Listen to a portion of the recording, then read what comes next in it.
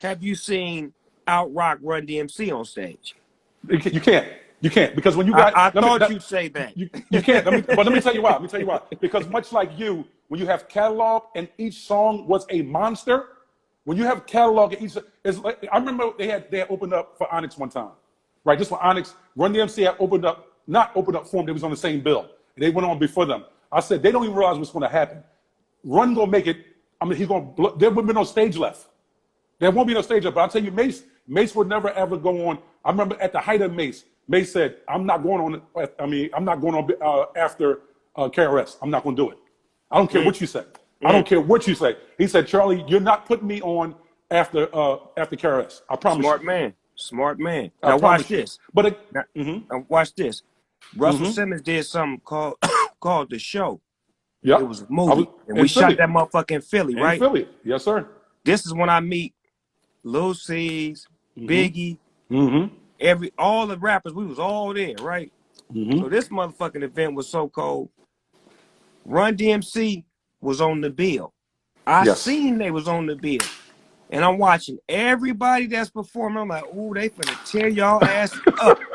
As soon as they got on stage, that motherfucker Run said, we had a whole lot of superstars on this stage tonight. But I want y'all to know one thing. This is my motherfucking house. And when I say whose house, y'all know what time it is. That motherfucker did Run's house. Man, every young rapper in that motherfucker had to bow down. Like I already knew because I had went on a couple of shows with Run DMC. I was already on bow down status, but a lot of rappers were hot-headed. What status was you on? What status was you on? I was on bow down status. Like, let me get out the motherfucking way, please. A lot of rappers was hot-headed and thought that they could really, like, you understand me? Like get in the mix, man, please, Run DMC shut all that shit down. Quick, fast, on a hurry. Like, and it was a lot of big name rappers. Go get that movie to show. And look at all the big name rappers on stage. There's not a more gangster walk than you can walk in Run's shoes when you walk on stage. There's not a colder walk in hip hop. There's not a colder walk. Listen, you got your sway that you do your stem, say you come on, you know, you groovy, you in your zone. But I'm talking about there's not a colder walk than when they say run. Listen, there's not a colder walk. There's not a colder intro. There's a colder intro than that.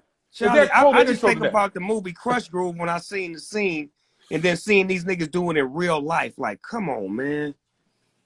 Come on, man. That's hip hop. Like, those are moments that you got more of those moments than I do, but those are the moments that I cherish in hip hop to see precious moments like that. Yeah, man. Hey, listen. So let's talk about the LBC, your LBC crew, 213 crew. Right.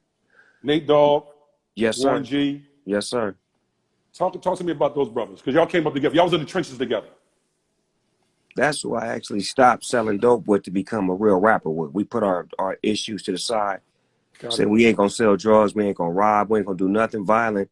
We're gonna go to the studio. And that's when we began to start making records like that people wanted to pay for. Like, you know, local hood records, mixtapes. And then we started to develop a formula of, oh, Nate do the singing. Warren G and Snoop do the rapping. Warren G can produce and scratch. So we started to figure out what our role was, you know, because you in the beginning you trying to figure out your you know what your play is. Your groove, so, yeah. Exactly. Once we figured it out, we started making good music, and the hood started loving it, and they started pushing us to rap as opposed to being in the street. So that was another beautiful thing where we had a lot of support from the neighborhood to do the right thing and not just keep doing the wrong thing. So you also had my little nephew from over here on the East Coast, Corrupt.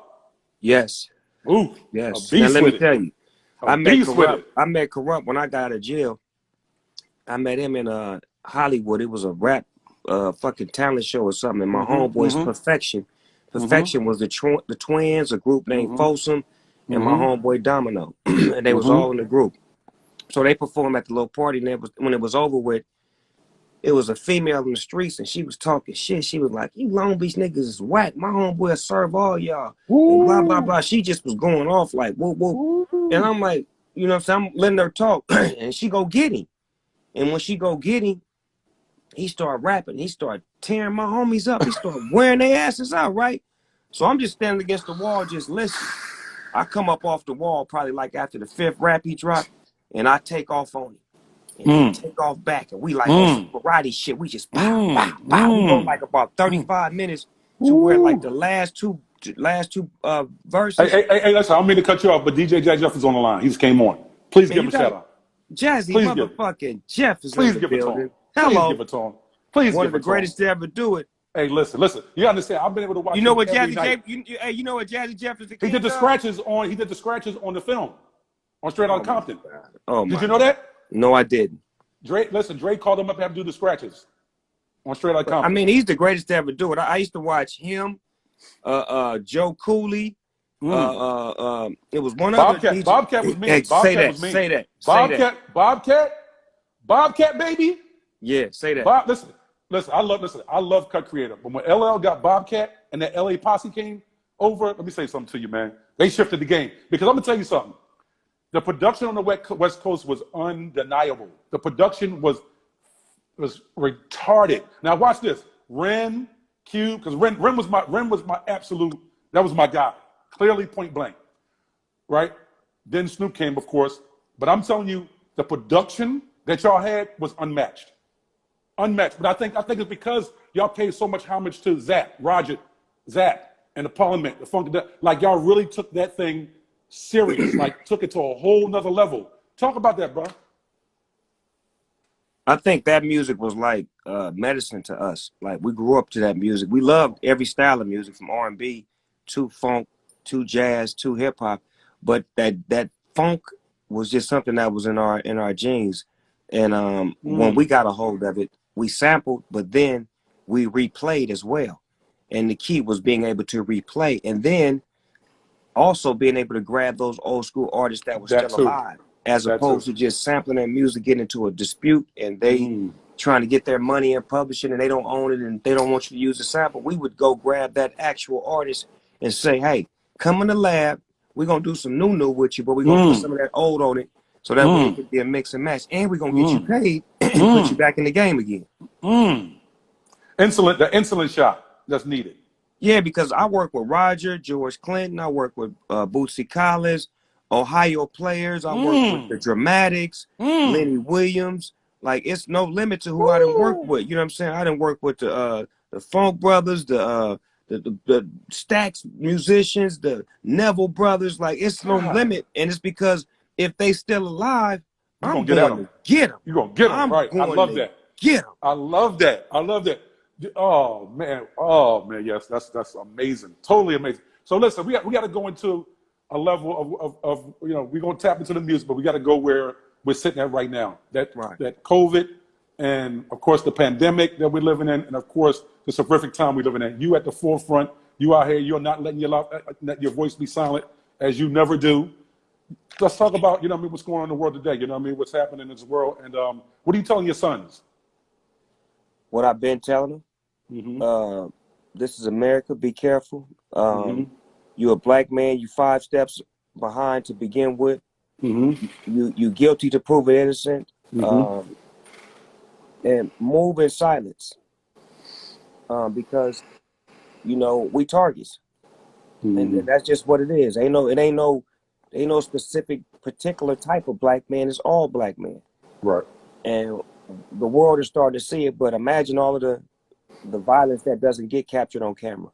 Imagine all of the years where we've been saying we've been beat up by the police and harassed and pulled over and set up and framed and snitched on and this and that, and it's swept under the rug. So now I just feel like this generation is cut from what we was cut from. My generation was the slaves, was the grandparents. I mean, we're the grandparents of the slaves you couldn't kill.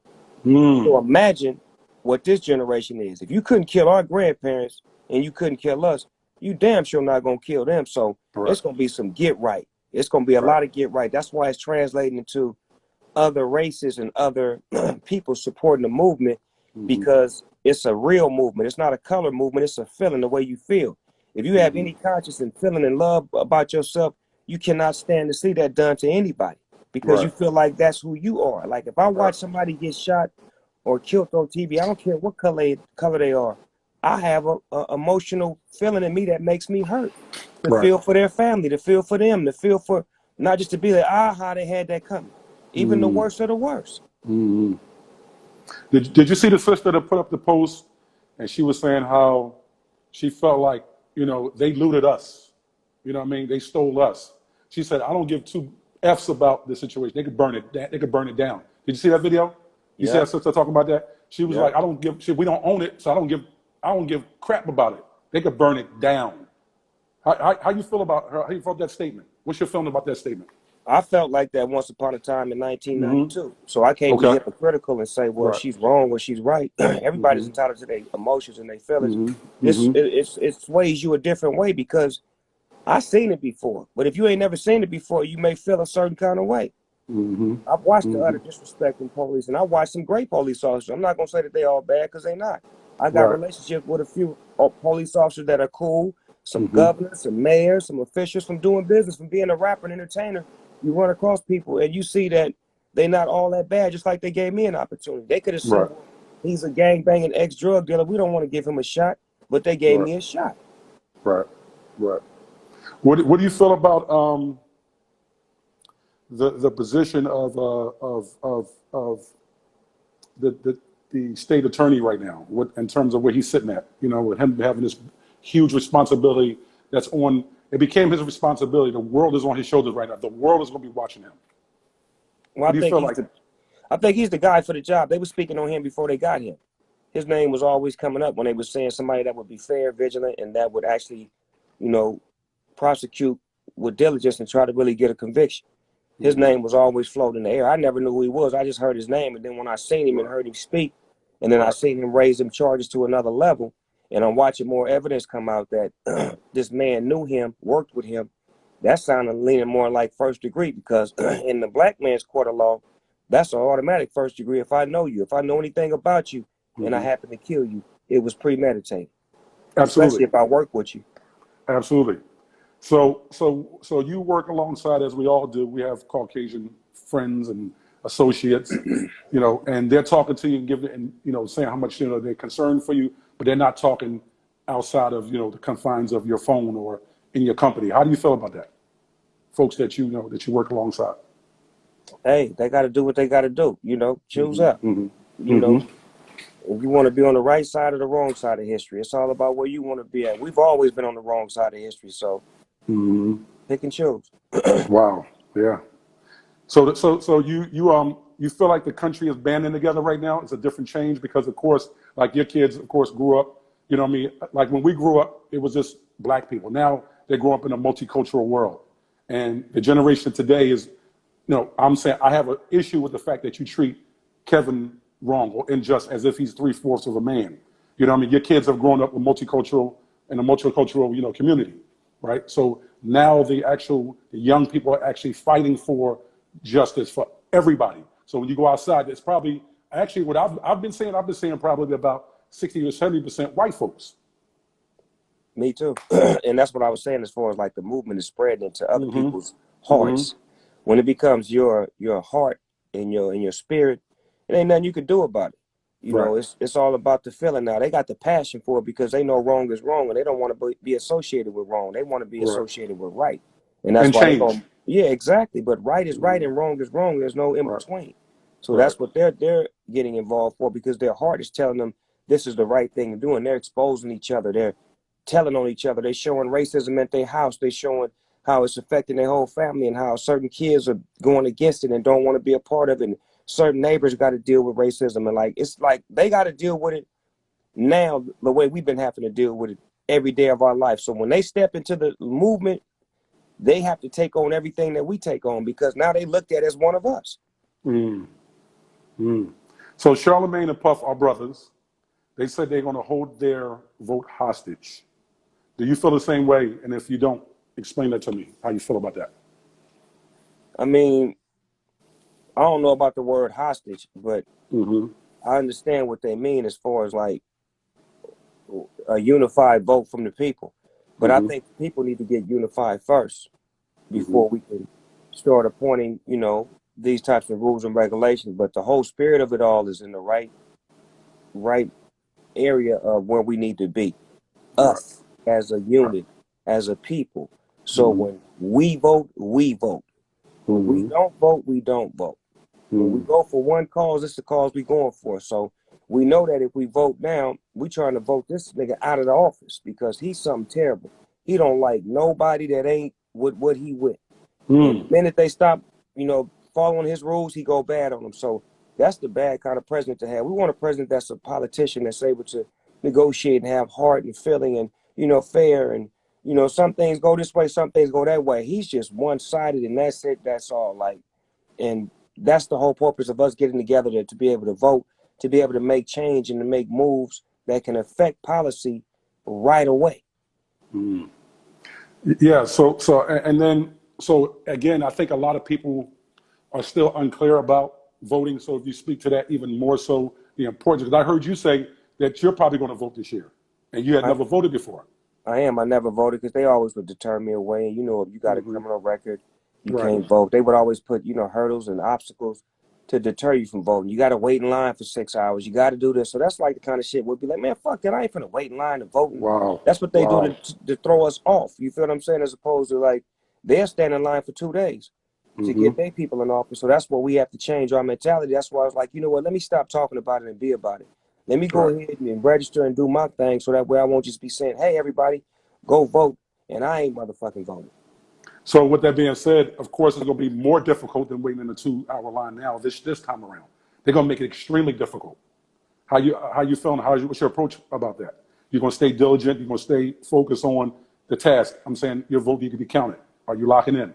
I'm locking all the way in, and I'm going to help others lock in. I'm going to help the brothers that don't know how to get involved because I don't know how to. So when I learn, they going to learn. So it's just going to be free information, good game.